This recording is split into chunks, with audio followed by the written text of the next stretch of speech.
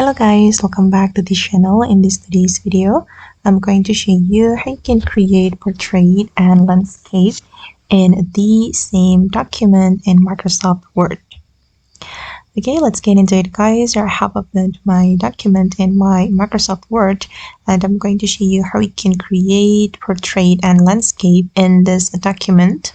For the first page, I'm going to make it portrait, and for the second page, I'm going to make it landscape. If you want to do that, we need to use page break. You can go to the layout and then you can apply the next page. Okay, like this guys, and then I'm going to change the layout to landscape for the second page. Okay, and as you can see, the first page is in portrait and the second page is landscape.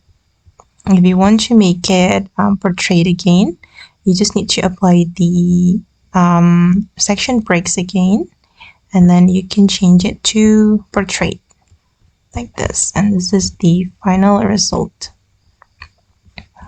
Okay guys, and that's all the way to create portrait and landscape in the same Word document. I hope this video will be useful for you.